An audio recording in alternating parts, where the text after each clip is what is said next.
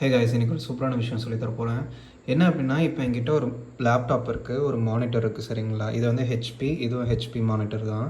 இப்போ என்னென்னா, இப்போ இந்த ஹெச்பி மானிட்டரை வந்துட்டு ஹெச்பி லேப்டாப்பை வந்து மானிட்டரில் கனெக்ட் பண்ணுறதுக்கு HDMI கேபிள் வந்து ரொம்ப அவசியம்.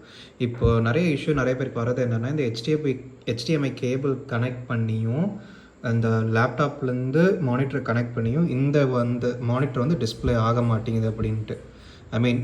கனெக்ட் ஆகுது, ஆனால் இங்கே ஒர்க் ஆகுது. ஆனால் இந்த மானிட்டர் கனெக்ட் பண்ணோன்னே இது வந்து பிளாங்காக இருக்குது, எதுவுமே ஒர்க் ஆகலை. இது எப்படி கனெக்ட் பண்ண வைக்கிறது அப்படின்னா சிம்பிள். ஒரு சின்ன சொல்யூஷன் தான். இங்கே டெஸ்க்டாப்பில் ரைட் கிளிக் பண்ணிக்கோங்க. அந்த ரைட் கிளிக் பண்ணதுக்கப்புறமா டிஸ்பிளே செட்டிங்ஸ் இருக்குது பார்த்தீங்களா, அந்த டிஸ்பிளே செட்டிங்ஸ் கிளிக் பண்ணிக்கோங்க. இங்கே கிளிக் பண்ணி முடிச்சதுக்கப்புறமா இங்கே ஷோ 1 அப்படின்ட்டு இருக்கு, சரிங்களா? இந்த 1 2 இருக்குது இந்த டிஸ்பிளேயில். இதை வந்துட்டு நீங்கள் வந்து எக்ஸ்டெண்ட் தீஸ் டிஸ்பிளேஸ்ன்னு கொடுக்கணும். கொடுத்தீங்கன்னா